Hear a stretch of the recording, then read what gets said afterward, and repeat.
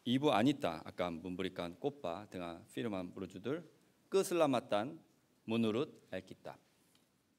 Pada keesokan harinya, Yohanes melihat Yesus datang kepadanya dan ia berkata, "Lihatlah anak domba Allah yang menghapus dosa dunia. Dialah yang kumaksud ketika kukatakan kemudian daripadaku akan datang seorang yang telah mendahului aku sebab dia telah ada sebelum aku. Dan aku sendiri pun mula-mula tidak mengenal dia, tetapi untuk itulah aku datang dan membaptis dengan air supaya ia dinyatakan kepada Israel." Dan Yohanes memberi kesaksian, katanya, "Aku telah melihat roh turun dari langit seperti merpati, dan ia tinggal di atasnya. Dan aku pun tidak mengenalnya, tetapi dia yang mengutus aku untuk membaptis dengan air, telah berfirman kepadaku, jikalau engkau melihat roh itu turun ke atas seorang, dan tinggal di atasnya, dialah itu yang akan membaptis dengan Roh Kudus. Dan aku telah melihatnya dan memberi kesaksian, ia inilah anak Allah." Amin. Amin. Mari kita mengakui iman kita, Yesus adalah Kristus, anak Allah yang hidup. Kristus, anak Allah yang hidup. Mari kita saling memberi salam, selamat datang. Selamat datang. Ikut firman Tuhan saja. Ikut firman Tuhan saja. Judul khotbah hari ini adalah keselamatan menurut Alkitab. Bacaan hari ini diambil dari Yohanes pasal 1 ayat 29 sampai dengan 34. Sebagai pengantar, Alkitab adalah kitab yang mencatat firman Allah. Penulis Alkitab berjumlah sekitar 40 orang. Alkitab ditulis oleh orang-orang dari berbagai latar belakang dan profesi seperti nabi, raja, gembala, prajurit, dokter, dan nelayan lain-lain. Lalu selama berapa lama Alkitab ditulis?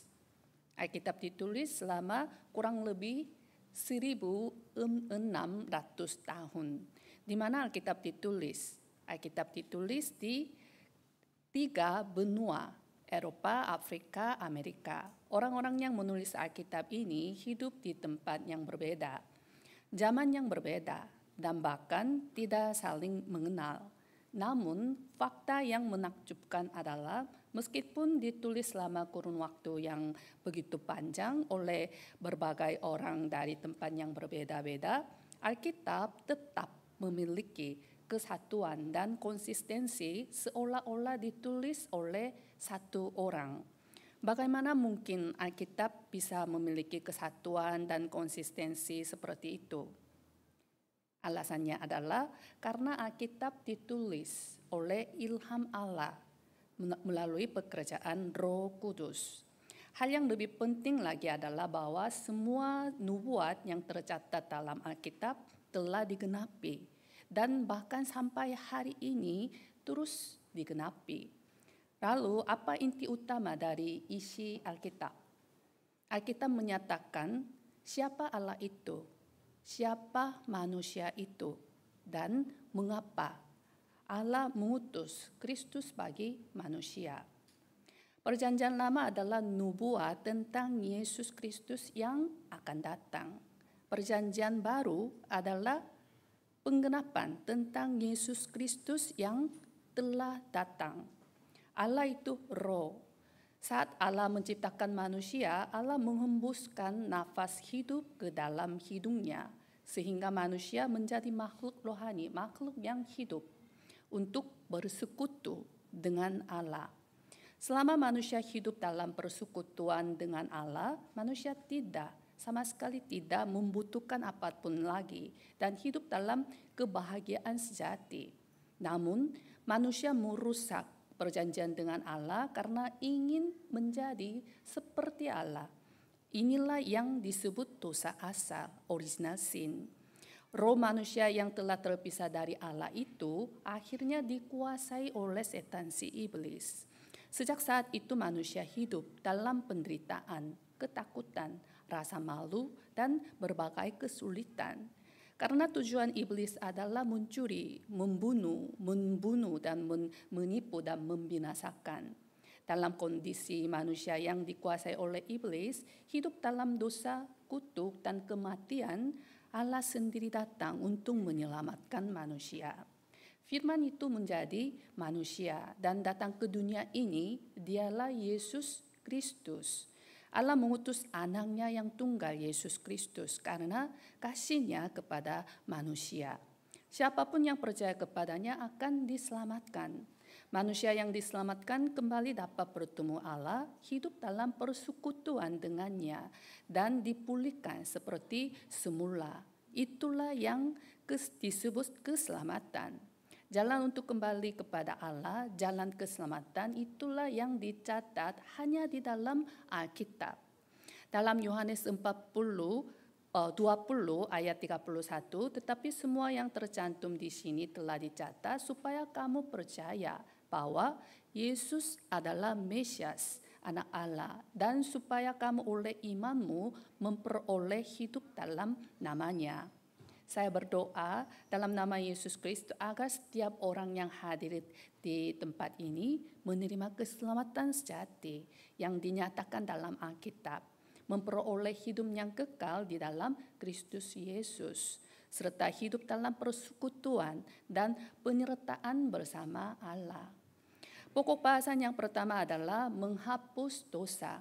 Dalam ayat 29 sampai dengan 31, pada keesokan harinya Yohanes melihat Yesus datang kepadanya dan ia berkata, "Lihatlah anak domba Allah yang menghapus dosa dunia.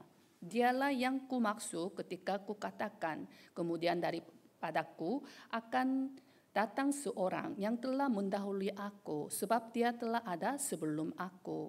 Dan aku sendiri pun mula-mula tidak mengenal dia, tetapi untuk itulah aku datang dan membaptis dengan air, supaya ia dinyatakan kepada Israel."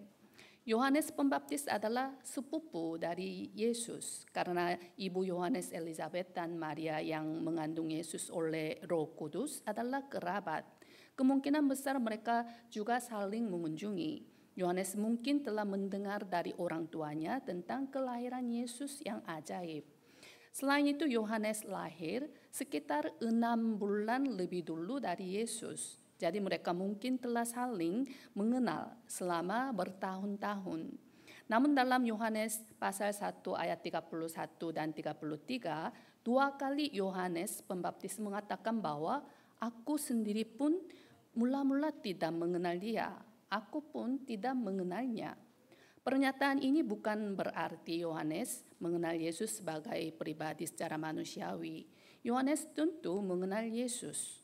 Dan ketika Yesus datang untuk dibaptis, Yohanes berkata, "Aku yang perlu dibaptis olehmu dan engkau yang datang kepadaku." Dalam Matius 3 ayat 14 yang menunjukkan bahwa ia mengenali kekudusan dan keistimewaan Yesus. Artinya Yohanes mengetahui bahwa Yesus adalah seseorang yang saleh, mulia, dan berbeda dari manusia biasa. Namun ketika Yohanes berkata, "Aku pun tidak mengenalnya," maksudnya adalah Yohanes belum mengenal sebagai anak Allah, Mesias, yaitu Kristus. Lalu siapakah Kristus itu? Dialah yang merobohkan tembok pemisah antara Allah dan manusia. Dalam Efesus pasal 2 ayat 14, karena dialah damai sejahtera kita yang telah mempersatukan kedua pihak dan merobohkan tembok pemisah, yaitu perseteruan. Manusia yang telah terpisah dari Allah tidak dapat kembali kepada Allah dengan usaha atau metode manusia karena dosa dan kuasa iblis. Oleh karena itu Allah mengutus Kristus sebagai satu-satunya jalan. Kata Kristus berarti yang diurapi, dan di Perjanjian Lama jabatan yang diurapi adalah 3, Raja, Nabi, dan Imam. Jadi Kristus datang untuk menjalankan ketiga jabatan ini.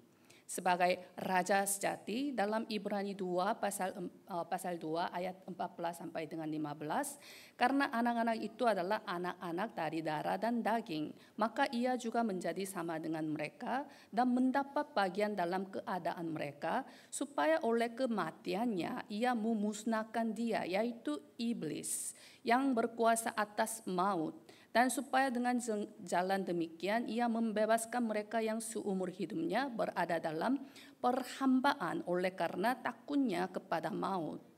Sebagai nabi sejati, dalam Ibrani 10 ayat 19 sampai dengan 20, jadi saudara-saudara, oleh darah Yesus kita sekarang penuh keberanian dapat masuk ke tempat kudus, karena ia telah membuka jalan yang baru dan yang hidup bagi kita melalui tabir, yaitu dirinya sendiri.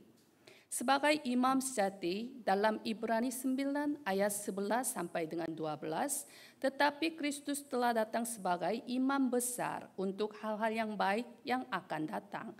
Ia telah melintasi kemah yang lebih besar dan yang lebih sempurna, yang bukan dibuat oleh tangan manusia, artinya yang tidak termasuk ciptaan ini. Dan ia telah masuk satu kali untuk selama-lamanya ke dalam tempat yang kudus, bukan dengan membawa darah domba jantan dan darah anak lembu, tetapi dengan membawa darahnya sendiri.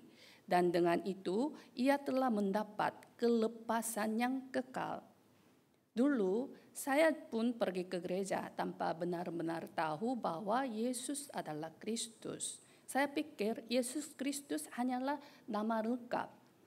Kadang dipanggil Yesus, kadang dipanggil Kristus, dan kadang dipanggil dua-duanya bersama. Namun suatu hari Allah membuat saya sadar melalui Roh Kudus, Yesus adalah Kristus. Kita adalah orang Kristen, seorang musician adalah ahli musik. Seorang Kristen adalah ahli Kristus, yang yaitu pengikut Kristus. Namun ketika ditanya siapa itu Kristus, banyak orang Kristen tidak bisa menjawab. Lalu apa yang Yesus lakukan sebagai Kristus? Sebagai Raja sejati, ia menghancurkan kepala iblis, raja dunia ini. Sebagai imam sejati, ia menebus kita dari dosa. Sebagai nabi sejati, ia membuka jalan untuk kita bertemu kembali dengan Allah. Mengapa kita membutuhkan Kristus? Karena manusia memiliki 3 masalah mendasar yang tidak bisa diatasi sendiri, diselesaikan sendiri. Masalah terpisah dari Tuhan, masalah dosa, dan masalah setan si iblis. Keselamatan adalah solusi dari ketiga masalah ini. Kata keselamatan dalam bahasa Indonesia juga berarti keamanan. Benar, di dalam Tuhan kita aman. Keselamatan berarti tinggal di dalam Tuhan. Sebelum diselamatkan, kita hidup di luar Tuhan, tidak aman. Jadi jika tidak diselamatkan, iblis menjadi tuan atas hidup kita. Dan karena iblis suka menipu, mencuri, dan membunuh, maka hidup kita dipenuhi rasa takut dan ketidakpastian. Keselamatan membebaskan kita secara penuh dari dosa, maut, dan kuasa setan si iblis. Hanya melalui Kristus ketiga masalah mendasar manusia dapat diselesaikan. Kita dipulihkan ke dalam kebebasan sejati, sukacita sejati, rasa syukur sejati, dan kebahagiaan sejati ke dalam rencana awal Allah saat menciptakan manusia. Oleh karena itu, Yohanes Pembaptis bersaksi dalam teks hari ini, "Lihatlah anak domba Allah yang menghapus dosa dunia." Yohanes menunjuk kepada Yesus. Saat ini, Yesus datang kepada saudara. Terimalah dia sebagai Tuhan dan Juru Selamat dan sebagai Kristus dalam hidup saudara. Jika saudara ingin percaya bahwa Yesus adalah Kristus dan menerima hidup yang kekal, silakan ikuti doa saya berikut ini dengan menutup mata dan membuka hati saudara kepada Tuhan. Ikuti doa saya sambil menutup mata saudara. Allah, aku adalah orang berdosa. Allah, aku adalah orang berdosa. Aku hidup tanpa arah. Tidak tahu dari mana aku datang dan kemana aku pergi. Saat ini, aku membuka pintu hatiku. menerima Yesus sebagai Juru Selamat dan Kristusku.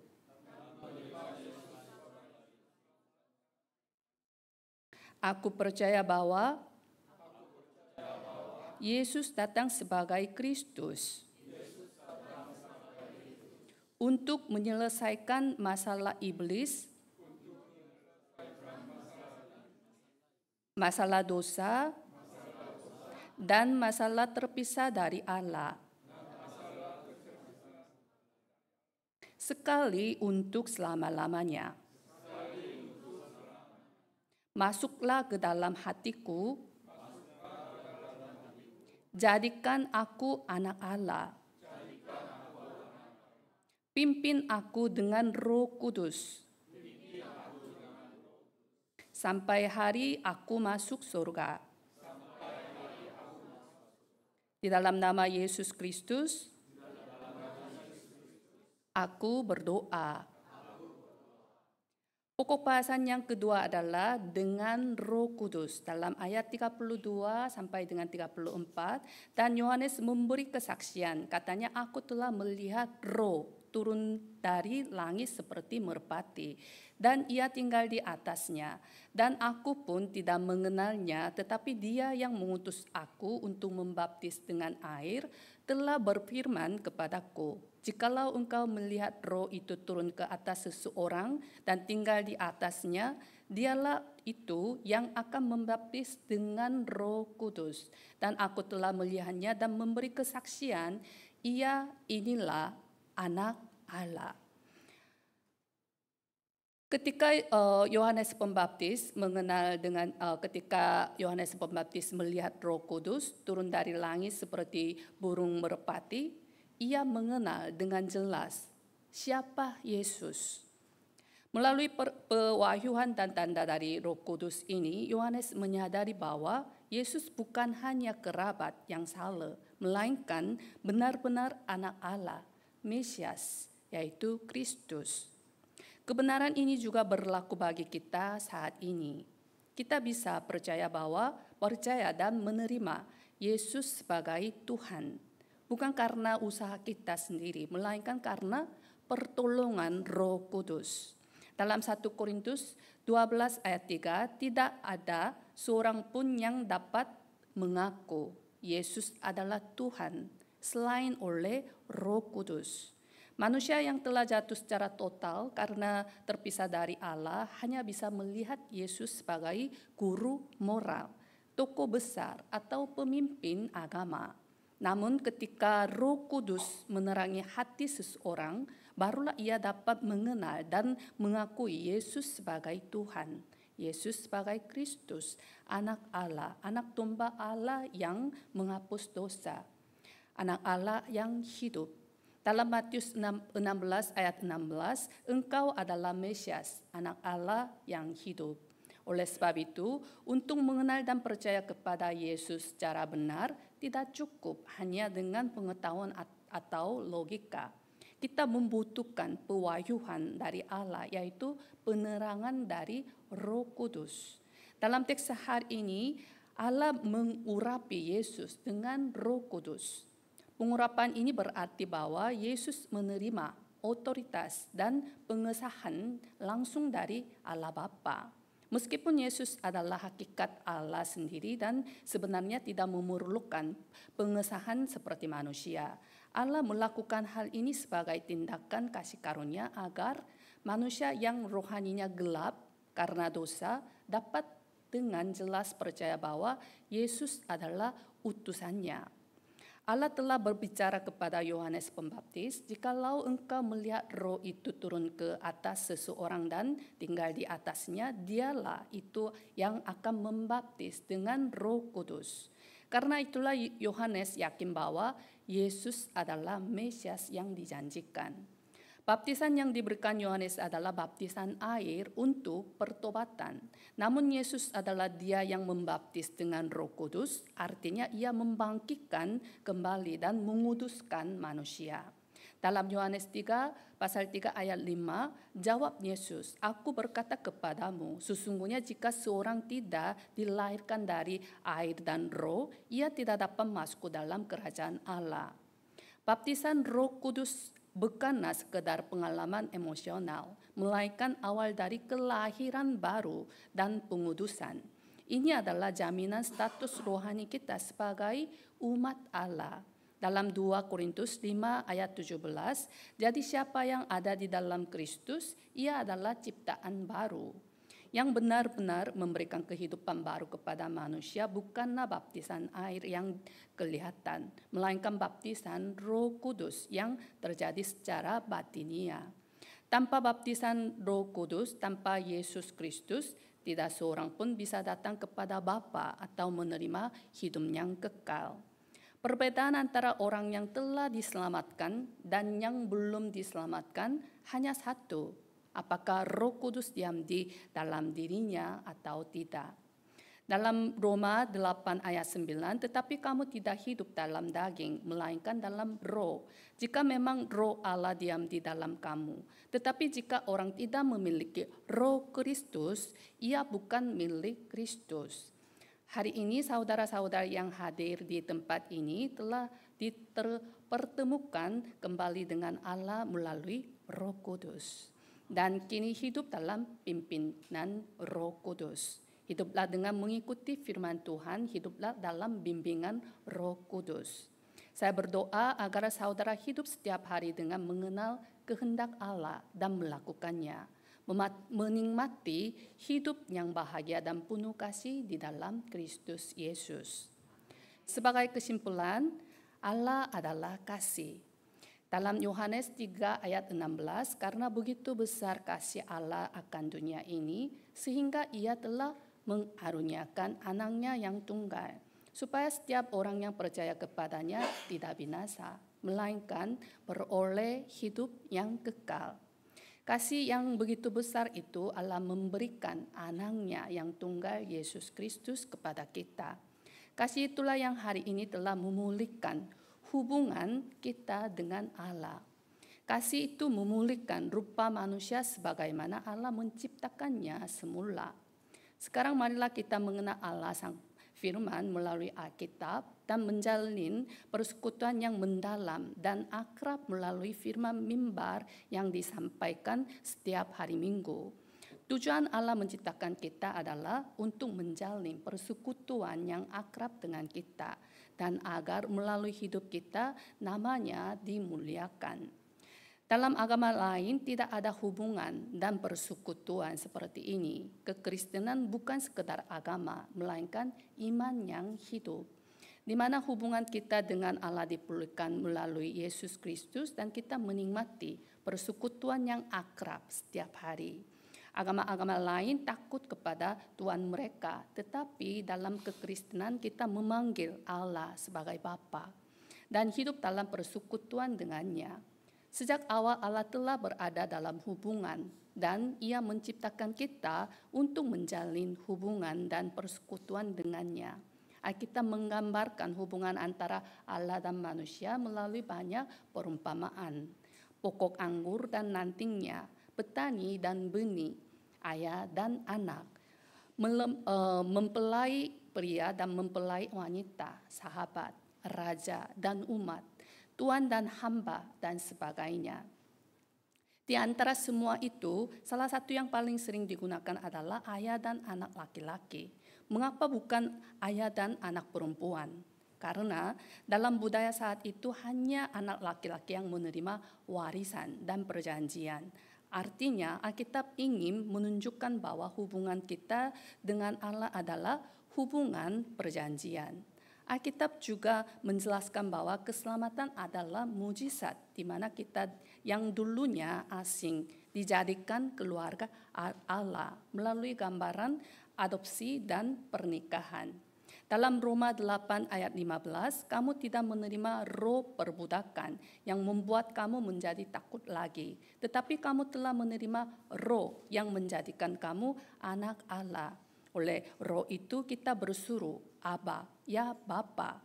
Dalam Wahyu 19 ayat 7, marilah kita bersukacita dan bersorak-sorai dan memuliakan Dia, karena hari pernikahan anak domba telah tiba dan pengantinnya telah siap sedia.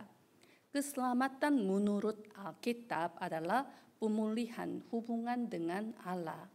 Dosa dan iblis yang menjadi tembok pemisah antara kita dan Allah telah diruntuhkan, dirobohkan, dan perjanjian dengan Allah telah dipulihkan. Allah adalah Bapakku, aku adalah anaknya. Allah adalah rajaku, dan aku adalah umat perjanjiannya. Siapapun yang ada di dalam Kristus berada dalam keamanan sejati. Yesus adalah Kristus, itulah Injil. Saudara yang telah menerima kasih yang besar itu, Kristus itu, sekarang dipanggil untuk memberitakan kasih yang besar itu, untuk memberitakan Kristus.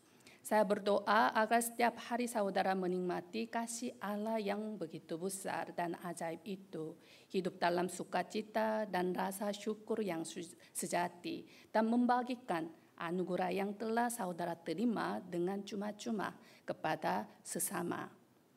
Mari kita berdoa. Allah yang penuh kasih, kami mengucap syukur atas anugerah-Mu yang besar. Ketika kami masih berdosa, Engkau mengutus anak-Mu yang tunggal, Yesus Kristus, untuk menyelamatkan kami dari kuasa maut, dosa, dan iblis. Terima kasih karena Engkau telah mengampuni dosa kami.